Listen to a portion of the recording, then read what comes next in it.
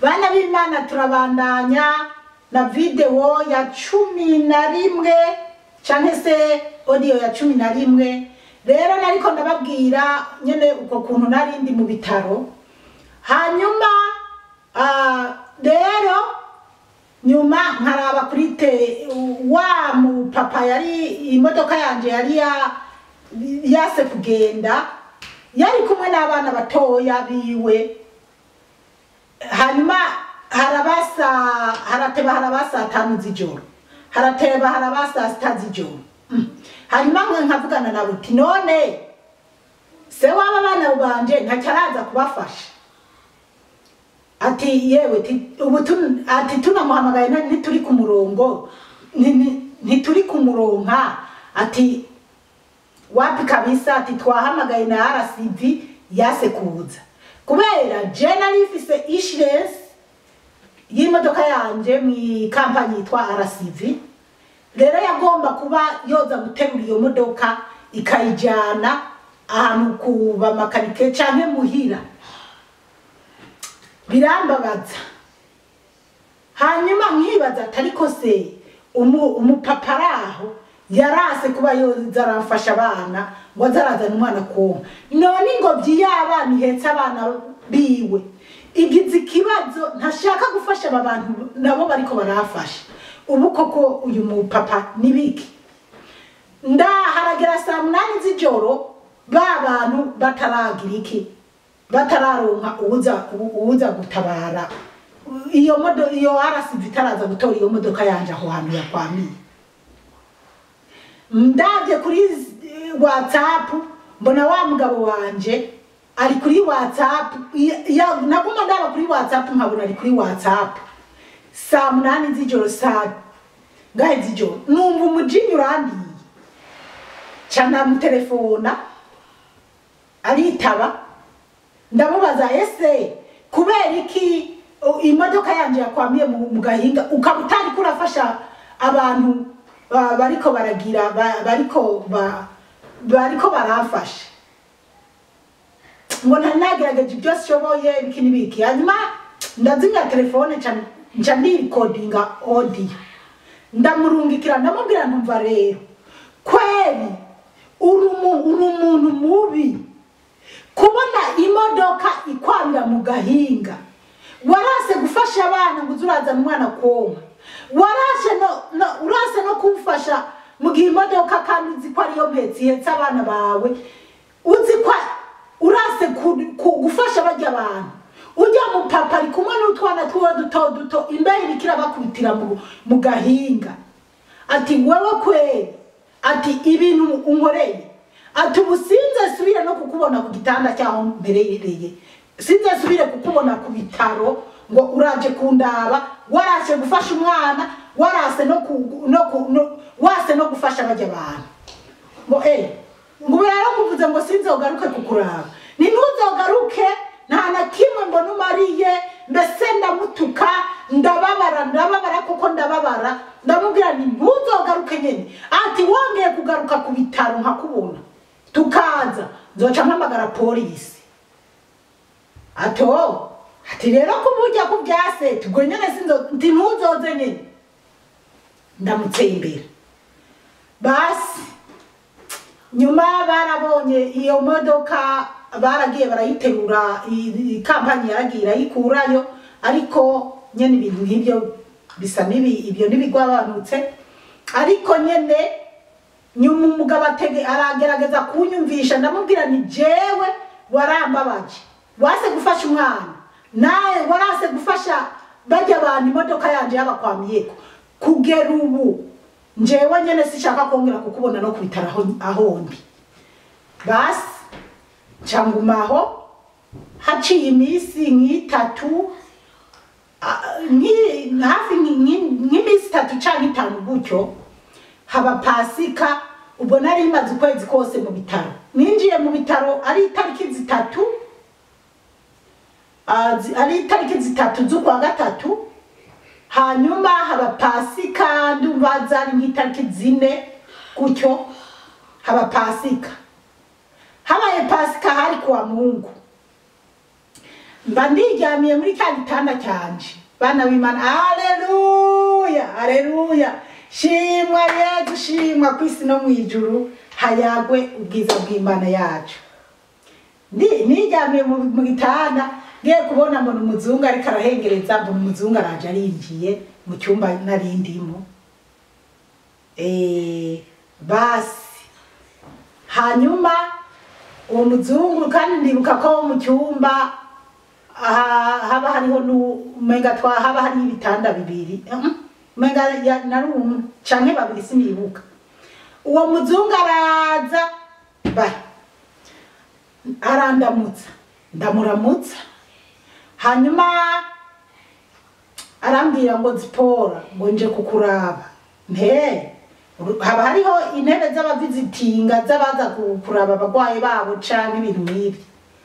Ni sawa rero, wa muzungu aricara, hanyuma arambwira ngo rero ngo Yezu antumye kuri wewe. Indagutumye ati Yezu antumye kuri wewe ngo nze kukuraba no kukuganiriza no kukubwira ubutumwa mpaye. To Yezu ate sawa. Hanyuma akaba yarazanye n'umubiri wa Kristo. Hanyuma arambwira ati rero kubakira umubiri wa Kristo te kare ntaho byabaye. Ati jewe ndi mugatolika yanguye yasubiye inyuma. Jewe afise umugabo tutapfunze impeta, kandi uwo mugabo afise umugore wiwe wa mbere bafitaniye abana 6. Jewe ndi umugore wa kabiri dufitaniye abana 3, n'abana banje ba mbere 2, fise abana 5 babiri ba mbere saba uwo mugabo, ariko fise abana 3 b'uwo mugabo. Ati none ni gute jewe Yezu yoguha umubiri wiwe ngo nzanire? Nyamuzungu arambwira ati Zipora, ati Yezu antumye kuri wewe, kandi yambwiye ko wakira umubiri wiwe, kandi ko kuvuye umunsi utazosubira kureka gusangira. Ati Yezu yambwiye aragukunda cyane. Ati Yezu aragukunda cyane, igihe cyose uzoza kwisengero uzaze wakira umubiri wiwe, ntuzosubire kureka gusangira.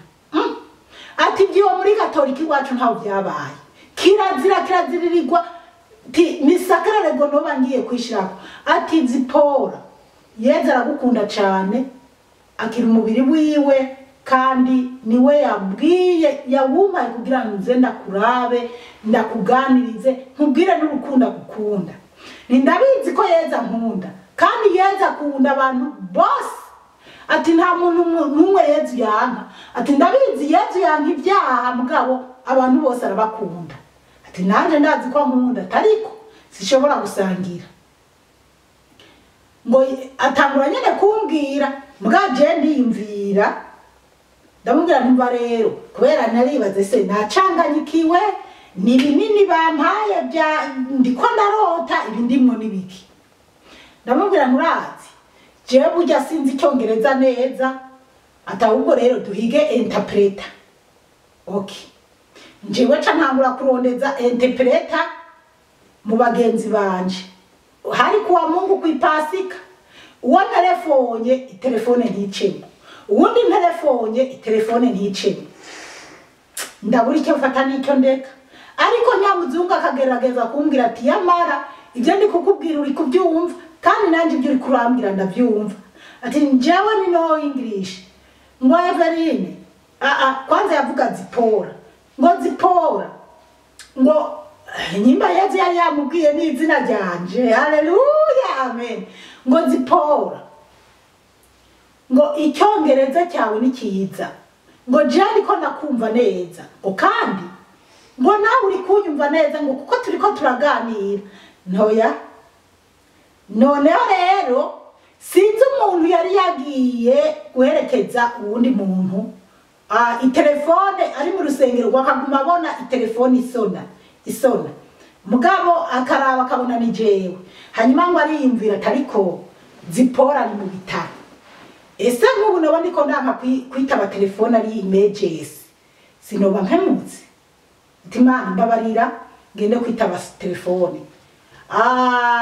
Hari umubyeyi yari yabatirishije abana nta nubwo yari mu gatolika mwisengero nyimba y'aba methodiste mugabo nuwo mu mama nabiko na telefone nkamubura nta nubwo na wene yari uwo mw'iryo senge yari yabaye gusa bugende kugira baze gushigikira abo bantu babatirishije.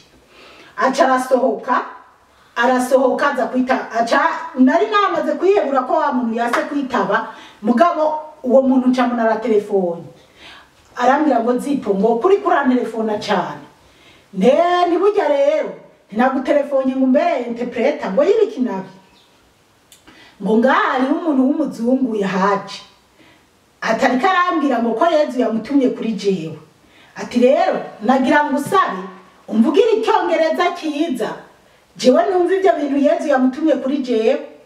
Wa mama akabwira wa muzungu aramubwira ati rero Yezu yantumye kuri Zipora ko yakira umubiri wiwe kuva uyu munsi kandi ko kuva uyu munsi ntazosubire kureka gusangira igihe cyose azoba agiye mu rusengero ntazosubire kureka gusangira kuko Yezu amukunda cyane. Wa muntu arabimbwira ndamubwira ntimubarire arazi ko Yezu amukunda nkuko Yezu akunda abantu bose atariko fise umugabo afise ubundi mugore wa mbere w'abana batandatu jewe ndi umugore wa kabiri ni nkaho yanyinjiriye dufitaniye abana batatu ati none ni gute no kwakira umubiri wa Kristo kandi nzi neza ko ndi umunyabyaha kandi katolika ibyaha. Acara uwo muntu abimubwiye nawe aramubwira ati umva rero jewe Yezu niwe yantumye rero Zipora niyakira umubiri wa Yezu Kristo kandi yizere n'amaraso ya Yezu Kristo. Zipora Yezu aramukunda niwe yantumye ngo kuva uyu munsi ko azoza mu isengero uko azoza aja mu isengero azoza arasangira ntazosubire kureka gusangira. Ni none se urumva abagatolika muca mubyumva neza uko bimeze bipanze muri gatolika. Ndamubwira ntariko ko jewe mukebanje duhuye turatukana kandi hari igihe dutelefona na kuri telefone na mukebanje kugira dutukana ubwo koko ni gute Yezu yoba nkunda kandi nama ndiko ndatukana na mukeba wanje. Arambwira ati Zipora wewe mukeba we yongeye kugutelefona gutuka ntuzomusubize kandi nawe ntuzomutelefone mutuka kandi mwongereye guhura na mukeba wakagutuka ntuzomusubize ntuzosubire kumutuka wewe uzozura mwihorera ahubwo uzozura musengera ariko ntuzosubire gushwana na mukeba wawe uzozura mwihorera toki. Ati none se ko muri gatolika nzi ko atamugatolika afise umugabo w'abandi canke abatapfunze impeta sangira jewe umugabo wanje nkaba ndamukunda none jewe canke umugabo. Nyamuvyeyi arandaba arambira ati wewe ntuzoheba umugabo ati umugabo wawe nurya nyene dikwari ati umugabo wawe nurya nyene ntuzoreka gusangira ntuzosubire ati umugabo wawe nurya nyene wowe uzokomeza usangire ati ariko ikindi kintu gikomeye Yezu yambwiye ati Yezu yambwiye ko ibyo wamumusaba byose yama biguha ko kandi yama wamusenga akakumva akakwishura. Ati yambwiye rero icyo aricyo cyose kizoza kigutera amazinda uzoza kimubwira kandi azokwishura kuko nari ndamubwiye ntinonega nyimba yari umudamu nyimba yari umugore nyimba byariki sinzi icyo nzi gusa yari umuzungu tutazi nani tutarongera no kubonana. Hanyuma nari ndamubwiye ati none gasha nyimba Yeza nkunda koko akaba uvuga ko Yeza avuga ko Yezu yobashigikiye ko umugabo wanje arujya nyene ni gute Yezu aha abandi bakobwa abagabo bagapfunga impeta wanashaka bakabana n'abagore bakagera aho bapfunga impeta hanyuma jewe Yezu akabatemeye nanje ko amijyo raha ryo gupfunga impeta n'uwo mugabo ku mugaragaro nanje ngo mfunga impeta n'uwo mugabo ni gute Yezu yemeye ko mba muri iki cyaha akaba yemeza ngo ni umugabo wanje kandi atamumpaye ngo dupfunga impeta. Uyo mumama arambwira ati Zipora ikibazo cyose uzoduba ufise uzozura kibwira Yezu azokwishura. Ate ndamubwira nti ikindi nacyo ujya umugore wiwe wa mbere ntibapfunze impeta ariko bafitaniye abana 6. Ati nanje ndi umugore wa kabiri ntitwapfunze impeta atariko jewe hari ati uwo mugabo no kugira duhave dutorana yanyizeza ko jewe ari je tuzopfunga impeta. Ati yewe hariho n'igihe twagiye muri Afrika ati dushaka ngo dupfunga impeta mugabo nkabona ko ayo mpeta yoba ari y'uruhendo. Ati hanyuma biranka nitwayipfunga. Ati none kuki Yezu atemeye basi ko dupfunga iyo mpeta. Ati ubu none bizogenda gute none Yezu azokwemera ko mfunga impeta n'umugabo afise uwundi mugore canke jewe tuzobana n'uwo mugabo tutapfunze impeta kandi abandi bose Yezu abaha ubukwe bukagenda neza bagapfunga impeta. Arambwira ati igikuraho kiri wewe uzokomeze gusenga Yezu azoza arakubwira uko bizoba bimeze kose. Atariko umugabo wawe ntujya nyene atahubwo rero uzoza urasenga cyane kuko naramubwiye ni kandi nubwo biri uko umugabo wanje azambabari nayubwiye ati nubwo biri uko ndazi neza ko yaba umugore mukuru yaba na jewe umugabo nta rukundo akidufitiye cyane. Ati kuko avuga ko azogira impeta n'uwundi mugore ko azotora umukobwa w'inkumi akaba ari we bagira impeta. Ati rero kintora yanyizeza bitangaza ko tuzopfunga impeta atariko nanje ambwira ko ntize azotora umukobwa ngo yize university akaba ari we bagira impeta. Ati nicyo gihe twashaka gupfunga impeta ati yashaka je dupfunga impeta mugabo cenda mushidikira atore umukobwa yize kaminuza baba ari we bagira impeta mugabo akanyumvisha ko nkunda ko kandi nanje uwo mumama rero nyimba yari umumama nyimba yari umukobwa arambwira ati wewe humura Yezu azogusobanurira byose. Hanyuma ndamubwira ntariko ubu koko uri serious kutari kuranjana mu muriro udahera kandi n'uwo nibereye mu ndembeje uko niko namubwiye. Arambwira ati Zipora ninaba ndiko kujana mu muriro udahera aba ari jewe nzoja mu muriro udahera ku ruhande rwawe. Ati Zipora wewe Yezu yaraguteguriye intebe mu ijuru. Alleluya amen. Ati wowe Yezu yaraguteguriye intebe mu ijuru. Ti Zipora mu ijuru ufise y'intebe we nta muri udahera uzojamo. Shima Yezu. Alleluya amen.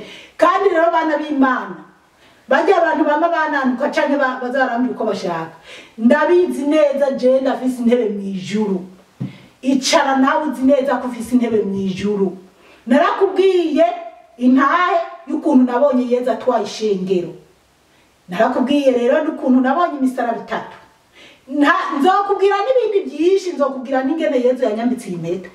Nzokubwira byinshi kurikirana iyi ntahe uzomenya byinshi kandi uzohakura kwizera. Ndashima Yezu ko mu ntahe nagiye ntanga hariho abo yazaniye ukwizera hariho n'abariko barashingira intahe hariho intahe nabahaye y'ingene nari umugore aborekwa ariko ubu hariho benshi bahevye kunywa inzoga nubwo atari benshi cyane ariko ntihabuze 2 canke 3 bahevye inzoga kubera irya ntahe kandi ubuzima buriko buragenda neza. Alleluya shima Yezu. Rero uwo mumama arangira ati Yezu yaraguteguriye intebe mu ijuru wewe uzoja mu ijuru. Ati ninaba ndiko nakujana mu muriro udahera bari we je nzoja mu muriro udahera mu kibanza cyawe. Bana b'Imana ndatekereza ndavuga ati umuntu w'umuzungu ariko aravuga ati niyo abari karambesha abari bazoja mu muriro udahera ku bwanje ubwo nyene twese tuzojana mu muriro udahera. Ati nubundi hasi ndi mupagani nikuye mu rusengero reka nakiri mugabo ndasenga ndavuga nti Yezu ngiye kukwakira kandi uzi ko nakubaha ko ntashaka kukwakira kubera amakosa yanje ati ukaba ari wowe mwami wanje warungitse uyu muntu nkaba mbona neza kwikuya n'umubiri wawe ngiye kwakira nukurura abana nanje ibi bintu tuvuganye n'uwo muntu ubu bifise mu ruhara Yezu naho ndi munyabyaha ndi munyamafuti ntiwemere ko no kwakira uzi neza ko bitambereye ndakira kandi naciye niyumva amahoro basi rero kuko harageze igihe wa wundi ari karatuvugira ari karatwunganisha mu cyongereza n'ikirundi arava ku murongo ndamubwira nti rero namaze gutahura nta ngorane rero wa muzungu twakomeje tuganira nyuma aranambwira ati rero ujya mugabo wawe ni ujya mugore wiwe uzoza urabasengera cyane atuzoza urabasengera cyane ati mbere dufashanye tubasengera duca turafatana n'uwo mumama duca turabasengera turasenga dusengera umugabo wanje n'abana biwe n'umugore wiwe duca turabasengera turasenga hanyuma rero wa mumama yarahavuye nyimba yari umumama nyimba yari umukobwa ntavyo nzi cyo nzi yari umuzungu yarahavuye aragenda amazije kugenda ngumaho naraye aho ku bitaro kandi numva amahoro ariko bukeye kuwa mbere nyimba atari uwo munsi bukeye kuwa mbere ca niyumviye ndavuga nti uko biri kose Yezu yarambabariye umugabo arahagaritse umutima kuko namututse nkamubwira ko ntagikeneye kwanzira no naho njyamye ku bitaro rero reka ndamubwire ko namubabariye yiyumva amahoro kuko nanje nababariwe urumva ndumva hari uwo munsi nyene ku mugoroba canke bukeye basi rero ndamwandikira kandi aho nyene nari ku bitaro basha natanga gutelefona bene wacu b'i Burundi ndabawe ninasangiye nabaje ku bitaro ngo narababwiye ntuyu munsi nasangiye ninabonye igitangaza n'umuzungu yaje nambwira ibyo Yezu yamutumye namubwiye avuga yuko ntazosubira kureka gusangira ni nukuri niumva amahoro bamwe tiyamarura raba neza abandi tiyeti buri Imana irakomeye bosanga ari umumarayika yakurungiki basi rero wa mupapa wa mugabo wanje nahavuye ndamubabarira noneho nawe ariyumva amahoro ndagumaho bukeye kwa mbere urumva sinigera mva ku bitaro mva ku gitanda abanesi bataje ngo baba aribo bamfasha kuja kuri toilette canke bagende kunyoza ibintu nk'ibi kuwa mbere numva nagize imbaraga numva ndisogeza numva kwa kuguru kuremera ko ndagukakaza hanyuma ndikwega ku gitanda ndururuka mbona birakunze erega afata amabeki mbona ndahagurutse kuri ya mabeki abiri ndahaguruka ndamitagiza haleluya amen amen amen shimwa mana wowe byagiye hera mwijuru uri Imana ikomeye cyane narakubonye jewe Zipora umusavyikazi wawe niyo mpamvu mpagaze imbere yawe shinga inahe mvuga n'ubutumwa bwiza bukomeze wari wowe wese azokwizigira Yezu Kristo haleluya amen bana b'Imana ndasogeza ndagenda biremera ndarengana mu cyumba cyanje ndaje imbere ya cya cyumba ndatambuka mu bitaro nari muri etage ya 4 ndumva ari etage ya 4 nari ngwariyemo rero abari kuri reception baba nesi n'abadogita bahora bankurikirana yo ngo he wa mudamu yakize ngo he wa mugore yatanguye kugenda baraza bararaba ngo yes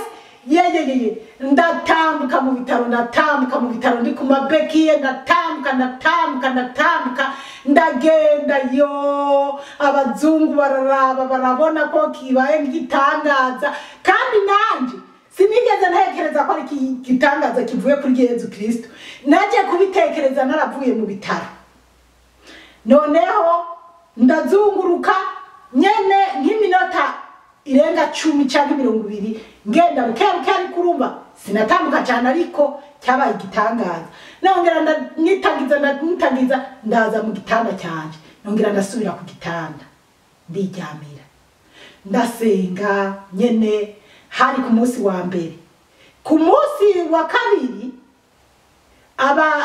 baca baraza gusuzuma baca barambwira ko bapanze inama y'umuryango wanje wuhe b'abanyarwanda wa mupapa n'umumama wiwe nibo bazira abageni nibo bari umuryango wanje hacaraba inama ku munsi wa gatatu habaye inama ku munsi wa kwanza babimbwiye ku wa kabiri inama iciba ku wa kabiri babimbwiye ku wa mbere ku mugoroba babonye ko natanguye kugenda inama iciba ku wa kabiri hagati yo ku wa kabiri cyane ku wa gatatu inama iciba iraba ibaye rero bavuga ati rero ejo tuzomutahana tuzomujana muhira kwatembera tubone ingene hameze hanyuma yumva akayaga ko muhira tisawa erega ubu ku wa gatatu baca barambita mu modoka zijya zo kwa muganga mbwa atari za ambulance imodoka nyene zo kwa muganga zibijeje baca baranjana muhira kwatembera nuko wa mama w'umunyarwanda yarazi ko nzogenda rero nari nararimye n'ibigori byeze yabitetse ndagira ibigori bindi arantekerera njana ku bitaro mana ndagira umunezero cyane rero kandi wa mwana wanje w'umusore yari yarantaye hari harageze yari yaramenye ko ndi mu bitaro yaje mu bitaro kundaba maze y'indwi zitatu kandi yaje fisi hari mbi kuko akakana kagahungu kamwe wenda nzobigarukako rero baca baranjana gutembera muhira nyuma nza gusubira ku bitaro baca barasubiza ku bitaro hanyuma audio igize iminota myinshi canke video tuzobandanirizaho naringeze umukama Imana bahezagire cyane mwarahezagiwe n'Imana intahe yanje abayumviriza mwese izobakomeze izobahe kugira ingufu muri Yesu Kristo ikirushirijeho tuze tubane no mwijuru alleluya amen kwizina rya data n'irya mwana n'irya mutima mweranda amen.